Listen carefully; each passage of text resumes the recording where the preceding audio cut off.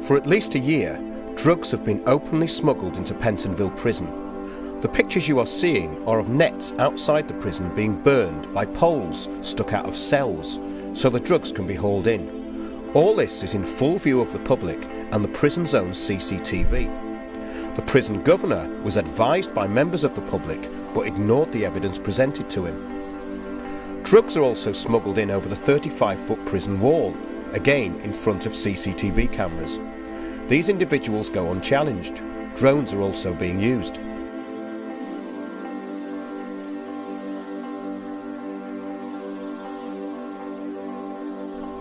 Is this paving the way for the planned sell-off of these prime sites and prisoners being taken to super prisons outside London? In this short section, we will reveal how all this links in with propaganda and previous government statements put out through the media over the past few years.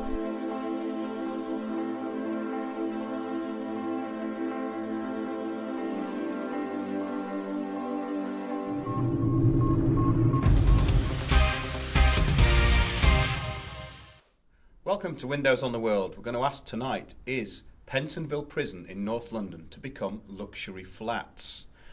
All the evidence seems to point that way. After witnesses seeing drugs being smuggled into the prison in plain sight of security cameras and the prison taking no action, things have been allowed to escalate. Footage of burning nets and poles sticking out of windows bringing in drugs have been ignored for a long time at Pentonville Prison. Drones also fly in drugs, and recently there's been a stabbing. One inmate died after he was stabbed during an attack that also injured two others. The latest story is that two prisoners have escaped. Prison officers found two mannequins in the prisoners' beds on Monday. Now this is like something out of a 70s TV series like Porridge. It's totally ridiculous. One of those who escaped is serving a very long sentence, the BBC's Home Affairs correspondent Danny Shaw said. Well, he's not anymore, is he?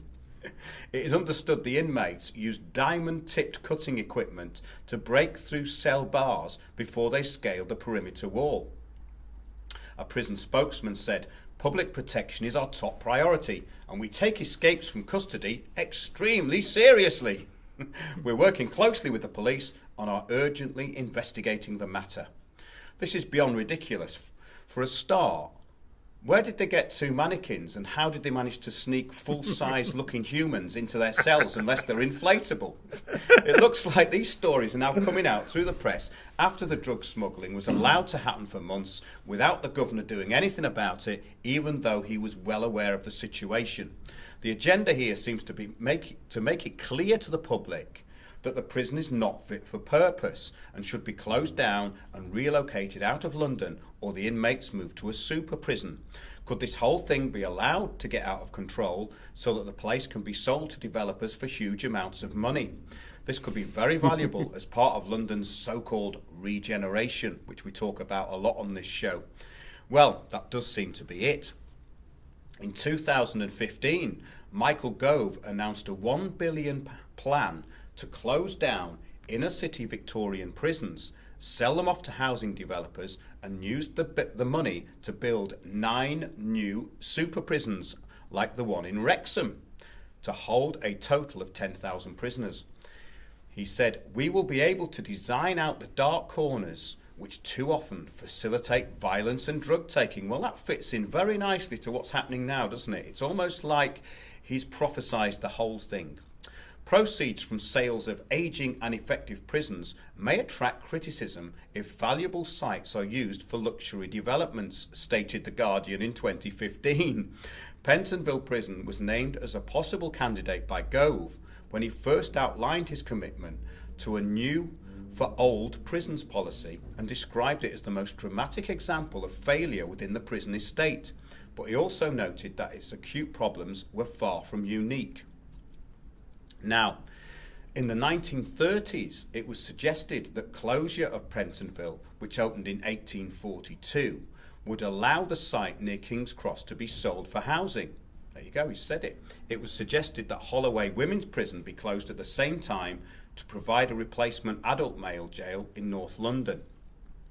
Right, okay. So what's interesting is the narrative the public have been given by leaking out these stories to the press, and the way that the drug smuggling has been allowed to happen in full view of local residents. Now, this has been going on for months and months and months, and it's even been featured on mainstream TV. It's been allowed out slowly, though. But it's a bit like a reversal of the fake consultation period which councils go through before they steamroller over public opinion when selling off assets to developers and then closing hundreds of rows, calling it regeneration. I mean, we told you it was out of control, and we made sure it was. This seems to be what's going on. Now, they could just refurbish the cells as starter homes, right? Well, prices start at £450,000, part ownership only, of course. So, I'm with Martin Houston, and we're now going to discuss this. So, Martin, what do you make of all that? Yeah, it seems to be what they're trying to do, isn't it? It's absolutely prime land, Pentonville, just like the MOD is selling off all the big barracks at Woolwich. Yeah. It's all prime land, prime London land. We can get these faceless companies to be investing their billions in yet more luxury flats in London. Yet more luxury flats will probably even be empty, just a way to park money. I think the credibility of these stories as well needs to be questioned. Because that was from the BBC. The BBC obviously read out PR releases. But these guys, if they escaped, they were on the 5th floor. That's a long way. That's 50 feet down at least. Okay. Yes. They were meant to do it with bed sheets, apparently. I wouldn't want to do that. Well, no. Again, it's getting into comedy areas like it is, Porridge, isn't it? Yes. It's kind of, it's like out of a sitcom, really. Yes. Now, the perimeter wall is also 35 feet, so they've got to scale that up one side and down the other. Yes. Now, there was no description was released to local people apparently down there until 10 p.m. the next night. And there was not a big police presence, and there was no helicopters apparently. Sounds like they didn't really care about these prisoners escaping, or it didn't happen. Is it possible that this is just this story's just been fed out? Yes. Sounds very possible. Yes. A lot of people wouldn't believe that, but a lot of the stuff that's actually in the mainstream media is just basically PR stories. They're stories that we don't have investigative journalists. I didn't see that the BBC would be down there finding anything out. And of course, the governor of this prison has gone very, very quiet. He seems to be very much in the background, even though he's been told about this by local residents. It's been brought to his attention that drug smuggling was happening, that people have been even using drones to take in drugs. I mean, a drone was actually found, which had been used in one of these crimes, just on the other side of the wall. So there's footage that we've shown of these nets burning when they're trying to get the drugs in and out, and there's CCTV everywhere. So this is a prison. So it looks as though it's all being allowed to happen. But where's the evidence?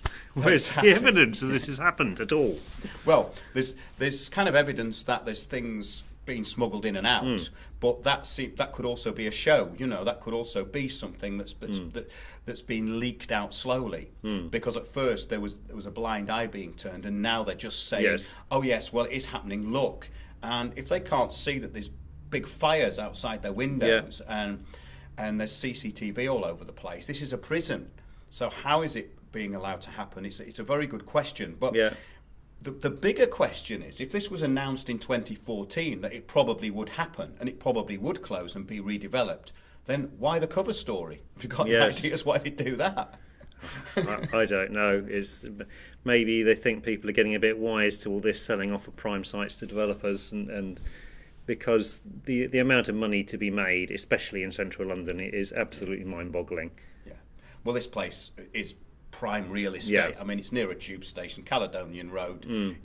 It's right in a central place where they could actually just refurbish it, because most of these places are so small anyway. They could just sell the cells off. Yes, and of course the value of all the surrounding area will increase, not being next to a prison anymore. Exactly. So it's very interesting. If anyone has any information that they want to bring to us about this, or there's any light that can be shed on this, it'd be very good if people get in touch or put some comments under the video or get in touch through the website. So that's it. Prisons are being sold off. We were told in 2014 that this may happen, and now there appears to be this cover story leaking out. So let us know what you think about that. That's it from Windows on the World. See you soon.